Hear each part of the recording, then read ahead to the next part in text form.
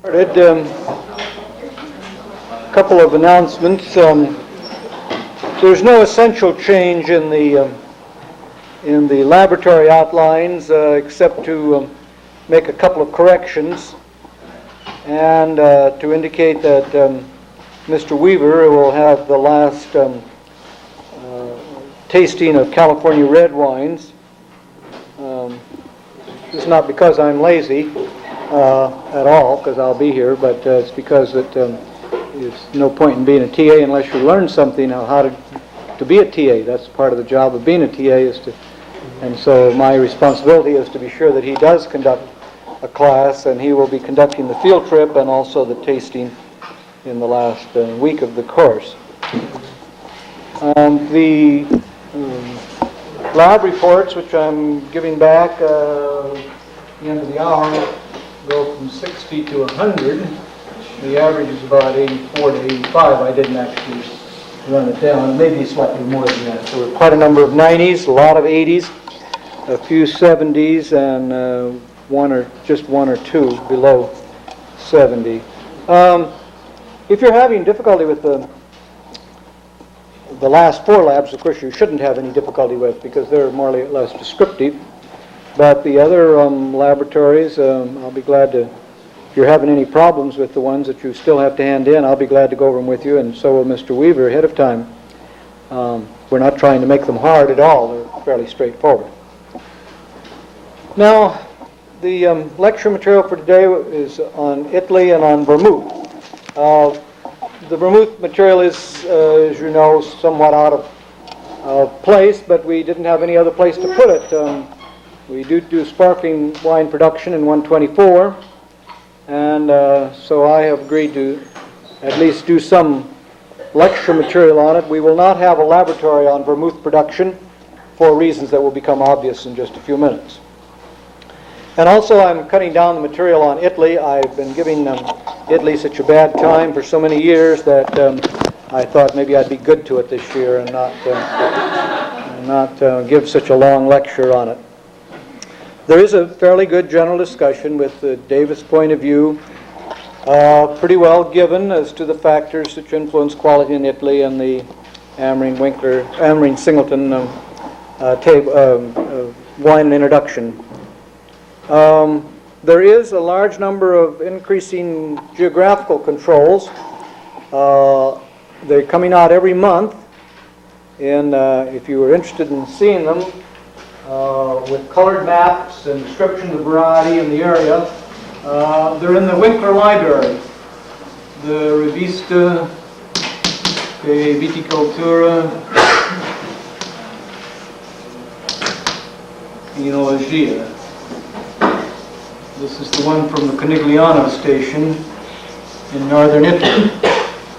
And all of the new appellations of origin are being published there for some reason that I don't quite understand. They're all in color, usually in red and white and black.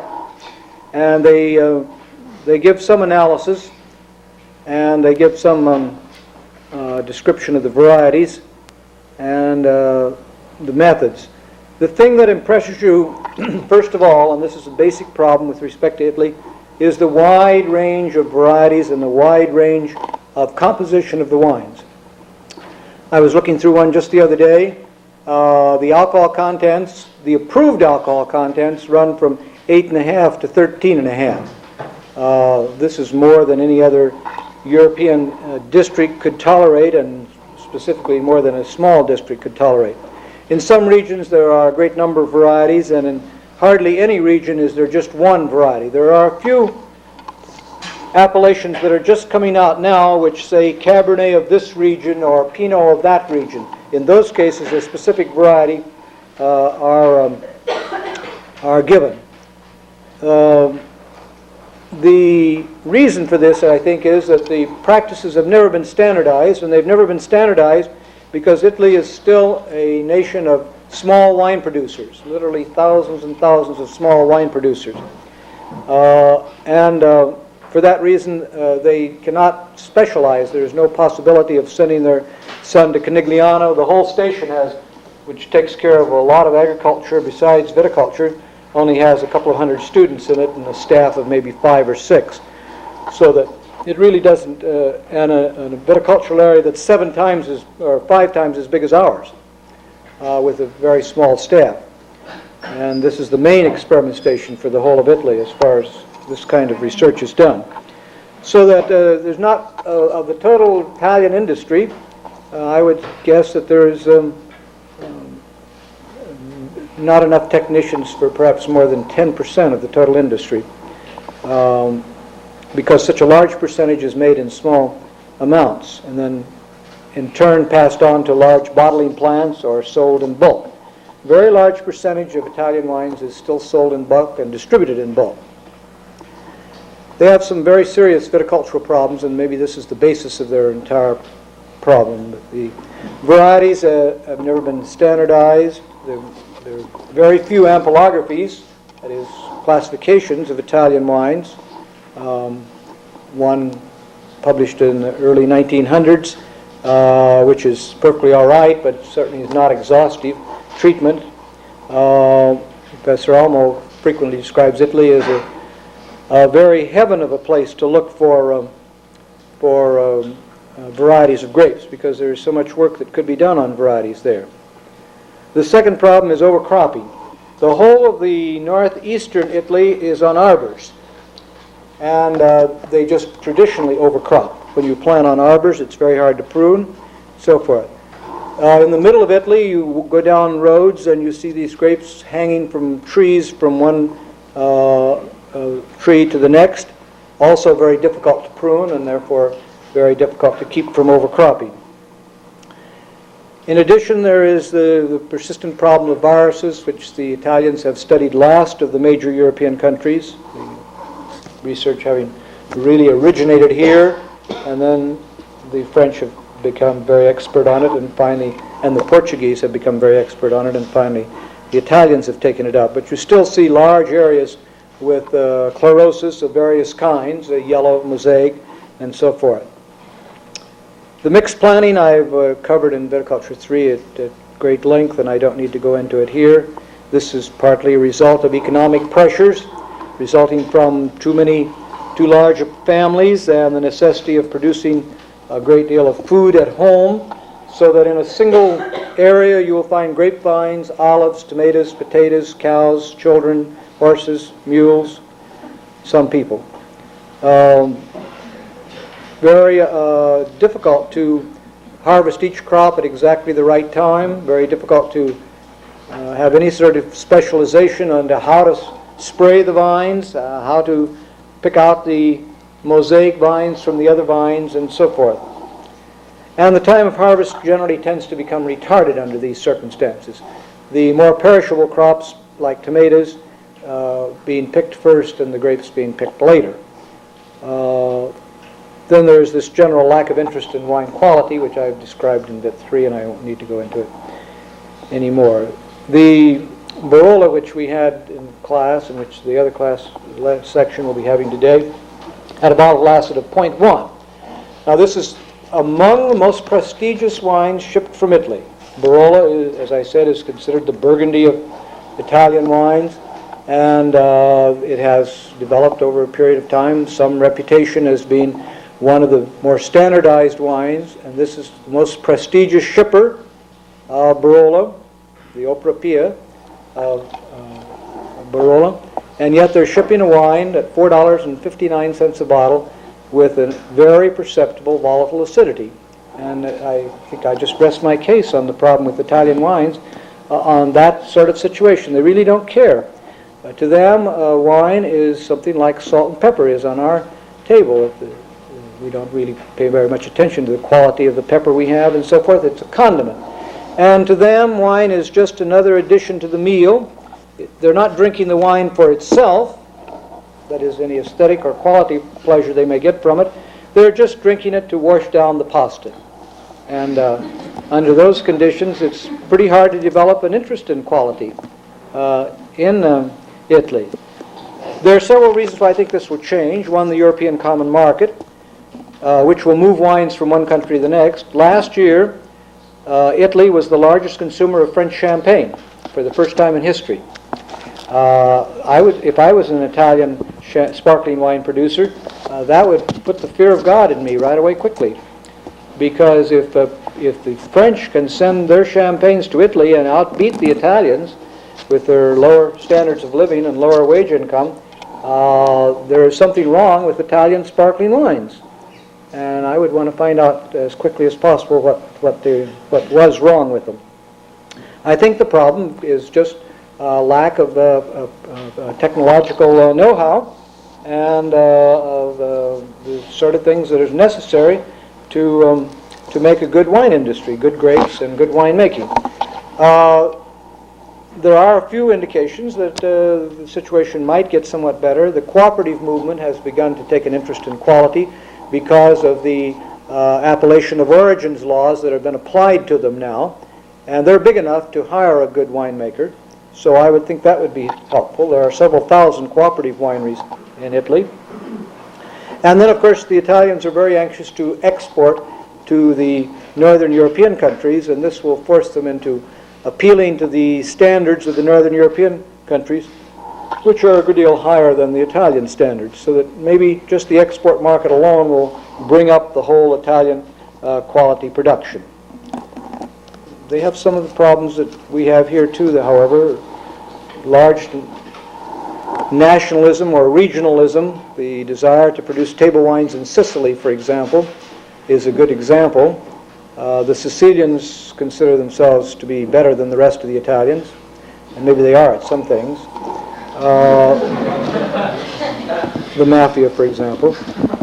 But they are intent on creating a table wine industry in Sicily, and they're spending a lot of time and energy in the little experiment station at Catania on this particular project. And maybe they will find some cooler areas, but it looks like a rather difficult sort of thing. Tuscany is the same way. The Tuscans could improve their winemaking procedures, but then the types would change somewhat.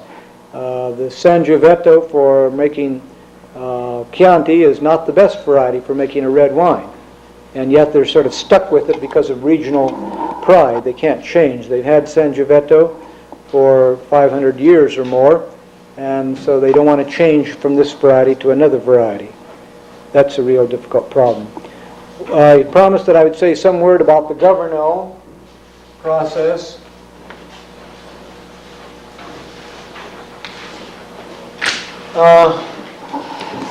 We don't know how old this process was, but at least in the 19th century there were already books and articles being written on it, pro and con. The process, briefly, is very simple. They make most of the red wine perfectly normally. Crush the grapes, punch them down daily, or pump over in the modern times, and press the wines at about 1 week. But about 10% of the total crop is not harvested. It is left on the vines, is later picked, and it's either stored on boxes, or in boxes, or it's tied to strings. You take a long string, you lay it on the floor, and tie one cluster here, another cluster here, another cluster here, like that, and then pull them up to the top where they hang on to wires from the ceiling. I've seen rooms as big as this and bigger than this, absolutely packed with grape clusters of this kind. They use, besides the Sangiovese for this purpose, they don't use too much of Sangiovese. The main variety they're using for this purpose is one they call Colorino. It has some other names, but that's the one we'll use here because it implies that it's giving color. It's a small, red, varied variety, which does have a lot of color. It's left then until Christmas or later, hanging up or stacked in boxes, one layer thick in boxes. And during this period it dries, the grapes dry, not completely dry, but they become much smaller than they were. Perhaps the sugar content goes up 30-40%.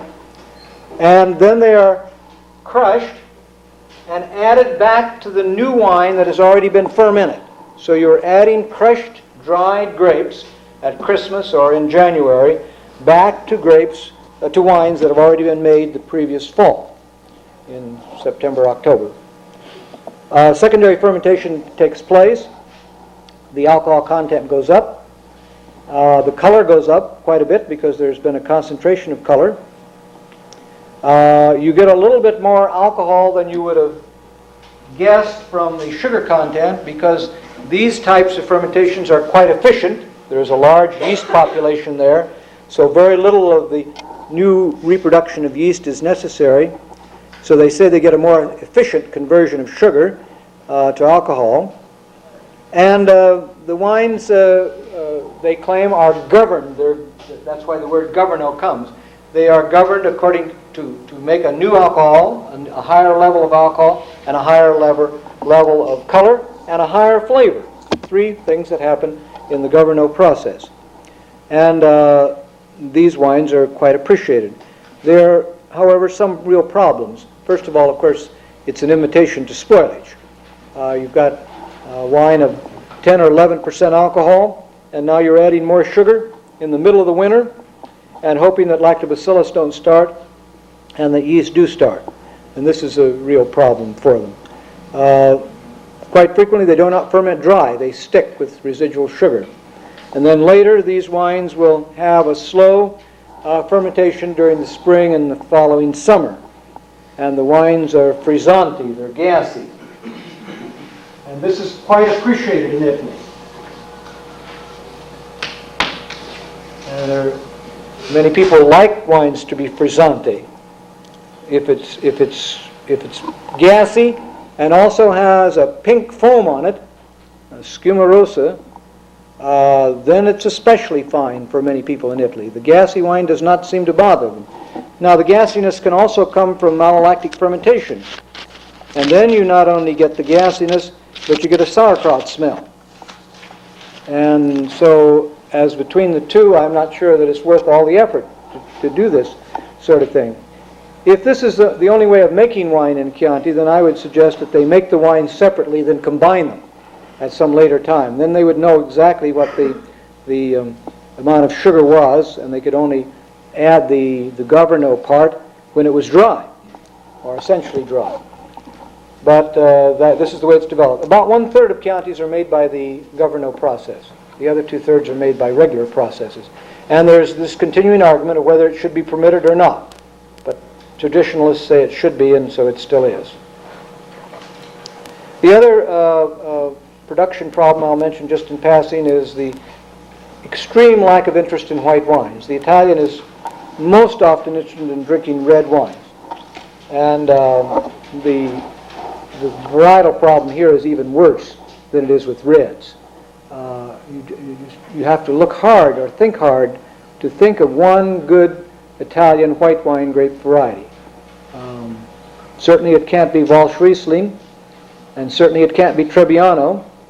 Trebbiano is the one that we call Saint-Emilion in the Cognac district, low acid variety, also sometimes called Uni Blanc, California and France. This is a very important variety, but very low in acid and no flavor.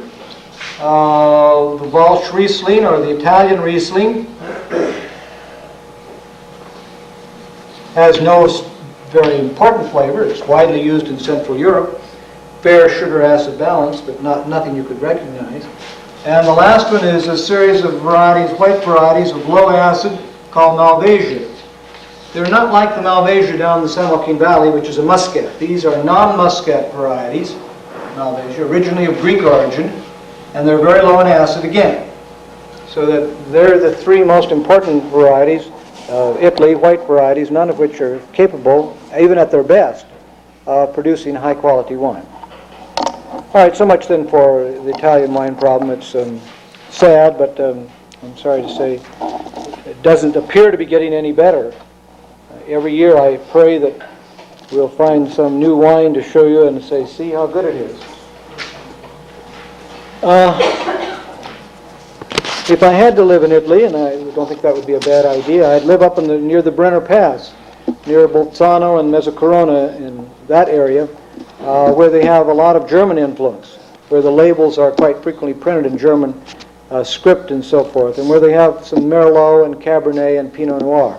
But that's a very restricted area, only 20 miles long probably, and a few hundred acres altogether, maybe 1,000 acres.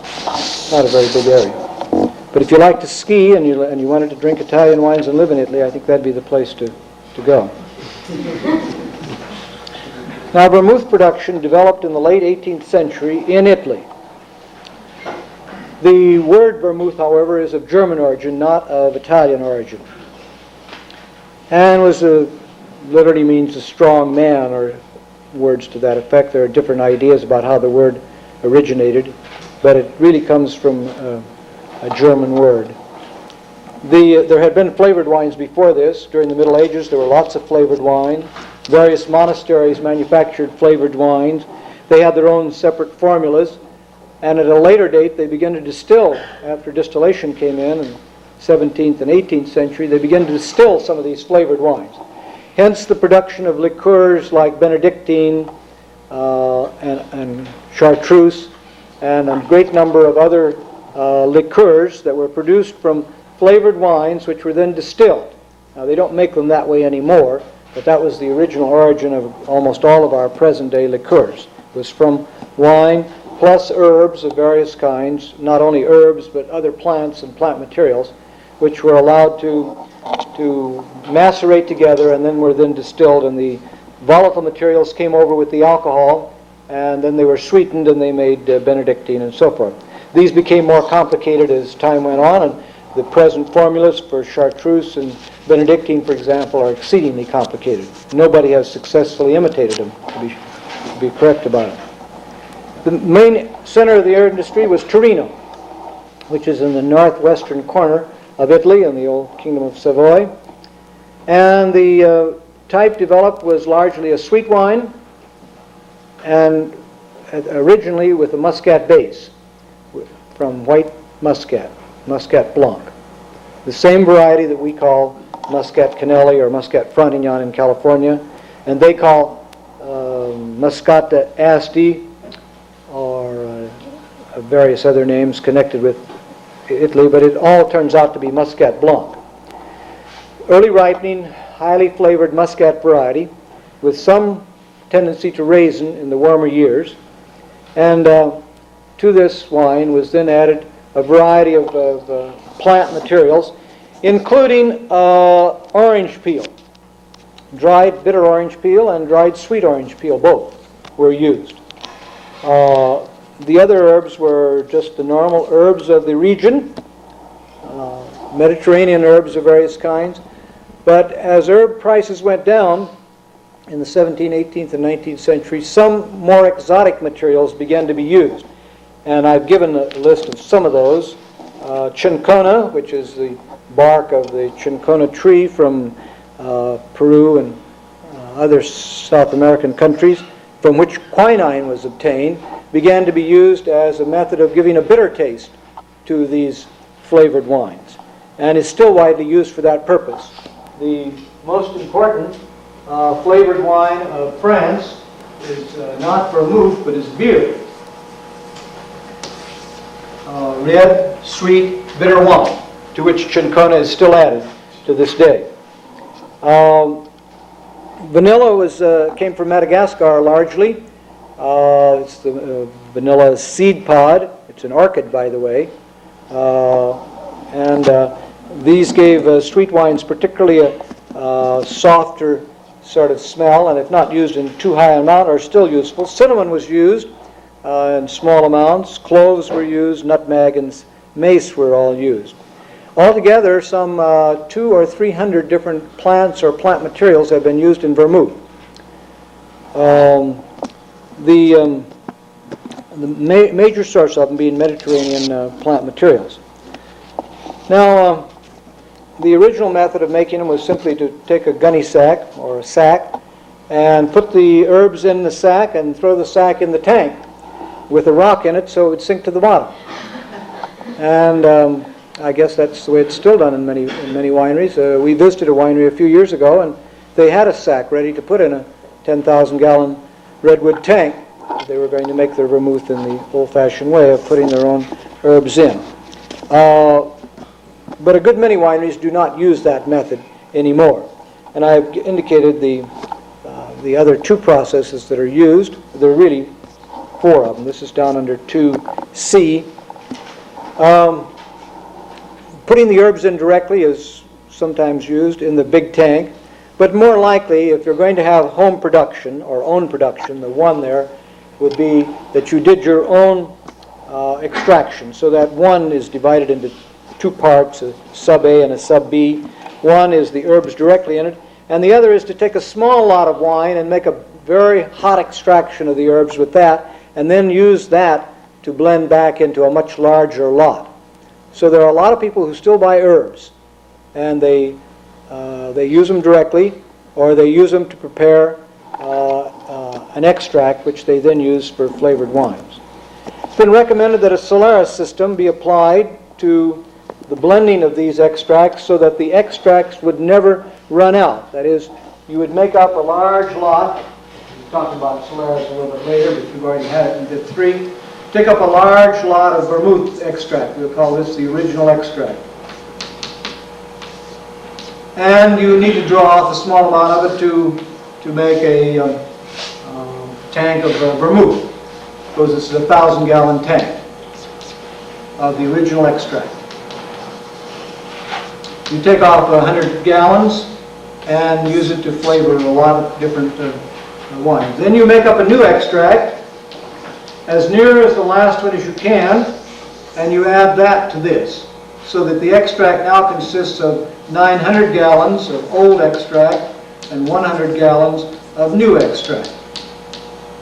And you leave this sit and ameliorate for a period of time, and then you would again take off 10%, 100 gallons for making a new blend. You would have left then at that time 9,810 gallons of the original extract and 90 gallons of the new extract, and you would have to put in another 100 gallons of a new extract.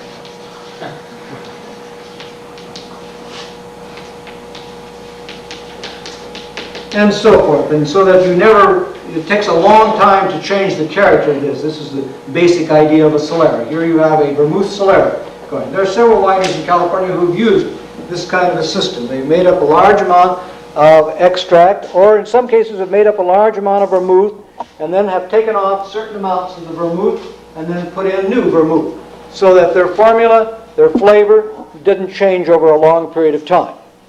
The process has a good many things to recommend it, but it does tie up a lot of money, because you've got, instead of just making 100 gallons of vermouth extract in this case, you've got 900 gallons waiting in reserve to be used at some later time. So you've tied up quite a lot of money in herbs and so forth, and also space in the winery.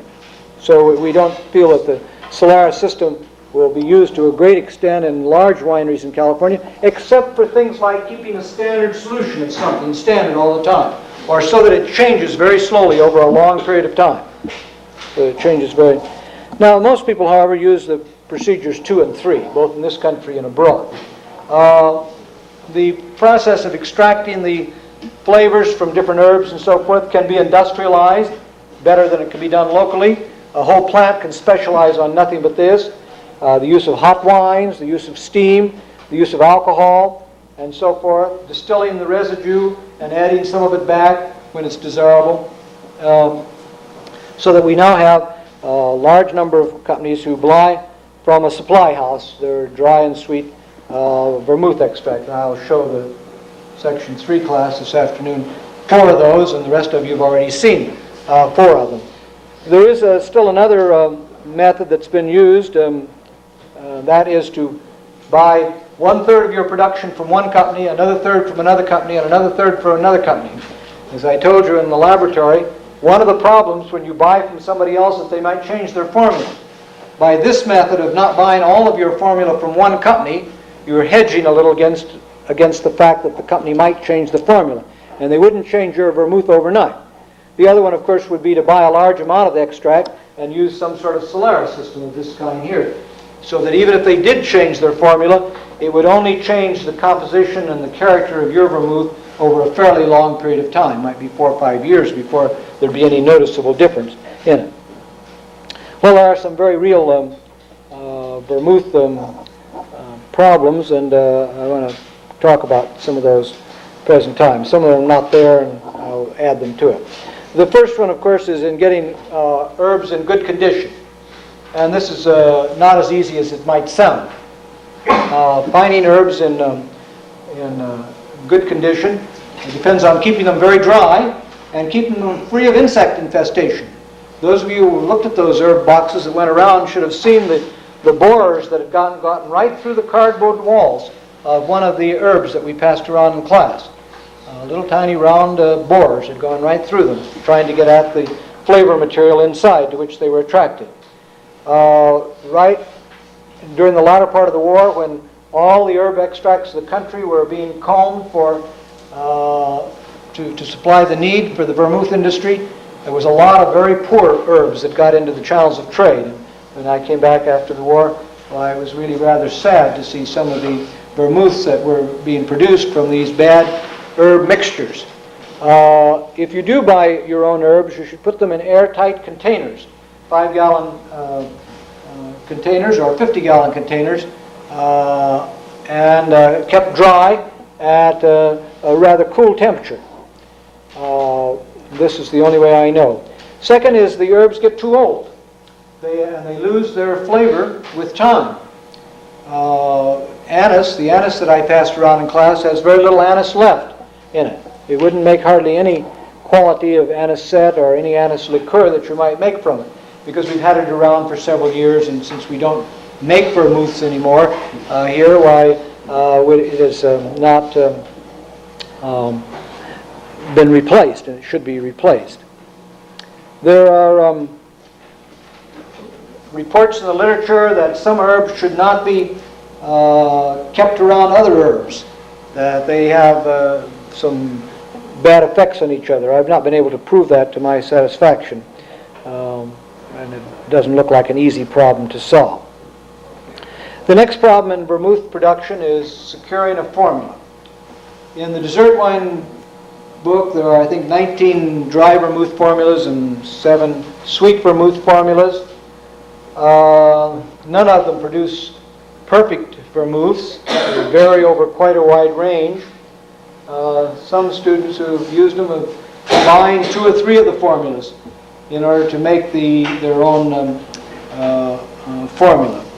Of course, if you're buying your extract, the formula is not a problem. You simply shop around until you find an extract that you like. But if you're making it yourself, well, then you've got to pick the herbs yourself, and that becomes a fair amount of problem. The herbs do vary in quality from year to year. So there are such things as vintage years in vanilla and vintage years in wormwood or artemisia, and quite big variations, so that one lot may be perfectly authentic and fresh and properly dried and properly stored and only have a half as much herb character as another. So when putting these together in a plant, the formula may work one time, and the next time from the same herbs, but a different lot of the same herbs, the formula will not work as well. So most people who are manufacturing their own vermouth run some sort of Solera system to prevent this sort of thing from happening. If one ingredient is low, by using a Solera system of this kind, they can even out the change from, and besides the next lot of vermouth that they make may be high in that quality again. They won't all be low in one year and all high in another year. The next problem is how long to leave them in contact with the herbs. And this was a very big problem that's, again, not easily solved. The herbs vary in their tannin content, just like grapes do, from a cold year to a hot year, in exactly the same way. In hot years, there's less tannin or polyphenolic compounds, and in cool years, there is more, just as there's more color in cool locations in California than there is in warm locations in California. Now, in some cases, you want a bitter flavor in the vermouth. Particularly in dry vermouths, a little bitter flavor seems to be desirable. But in many cases where the tannin content of the herbs is in a cool year, if you leave them for 4 days, which is your normal time, it may be twice too long. They may extract too much bitter material. So that if you're doing the extraction, you practically have to house-mate it through. That is, you have to watch it on a day-to-day basis and taste it against what you want and against what you've already gotten. And it may turn out that the last time you made it with the herbs, it took 1 week of maceration to get the desired flavor. This time it may be completed in 3 days, or it may not be completed for 2 weeks or even 3 weeks.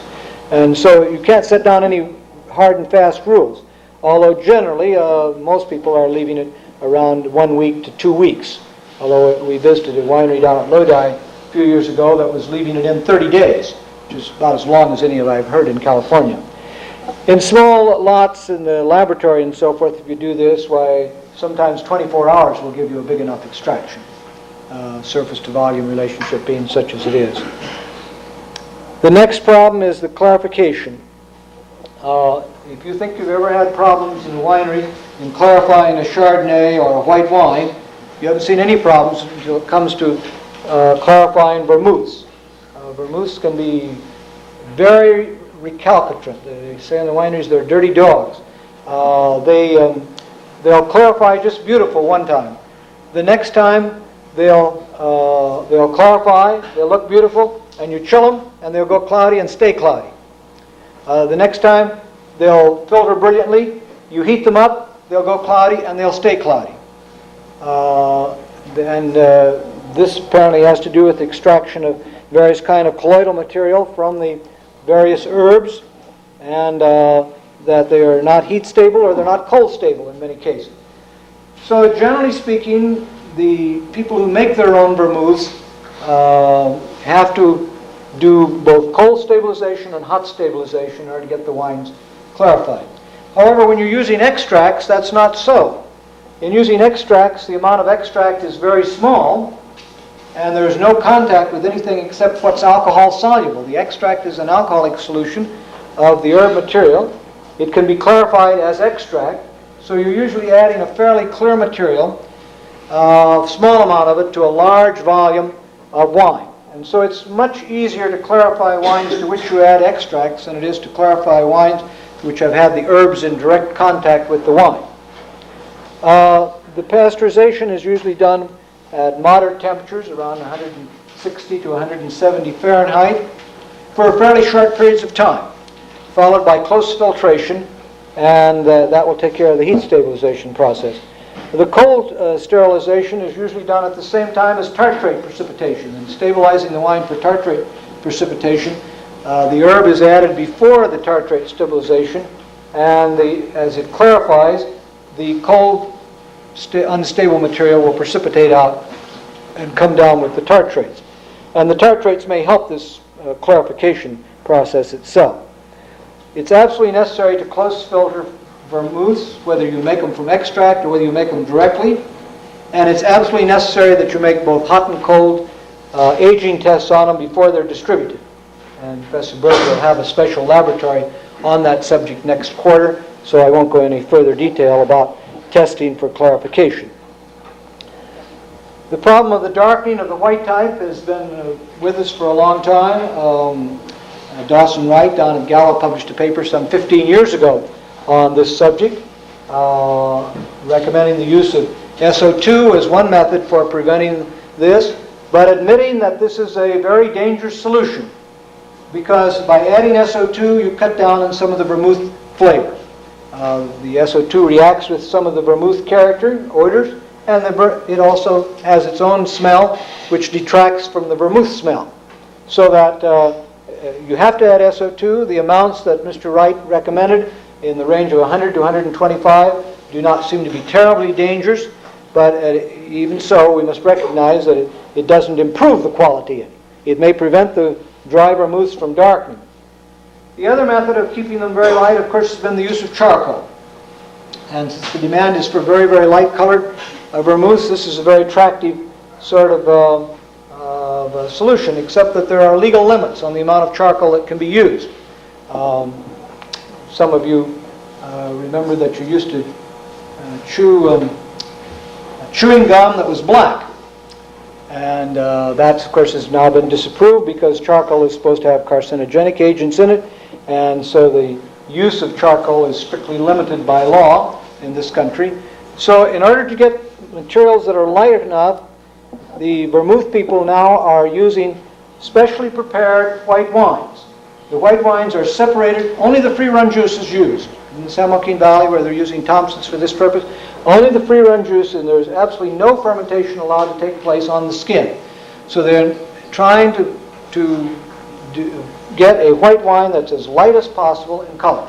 It's In many cases, they try and keep it out of contact with the air, keep it under SO2 the entire time, and produce a wine as light as possible. The bitterness problem has not been published on, but everybody's aware of the bitterness problem. And polyvinyl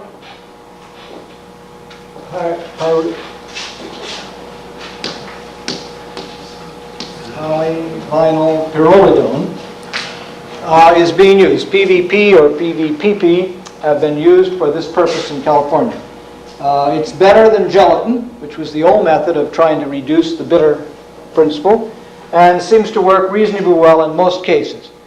We've had a few complaints about bitterness in dry vermouths, but in general, at 4% sugar, the bitter taste is largely subdued, and so that you don't have to worry about the bitter taste in dry vermouths too often, although once in a while you'll find one that does have too much bitter taste. Maybe a little bitter taste is all right. I'm not saying it's bad, but you don't want it to come out and hit you in the nose.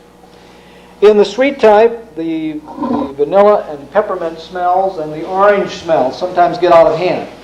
The ideal formula, or the ideal extract, is one where you have difficulty identifying individual characteristics, that no one of them tends to predominate. If you can identify them, they're all a part of a balanced herb character.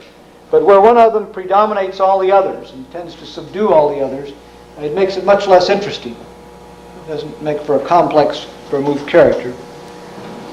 And finally, there's the lack of vermouth character in many wines. They've reduced the amount of extract or reduced the amount of herbs so that in some cases you really have to think, am I drinking vermouth or am I not drinking vermouth? It's down that low in some cases.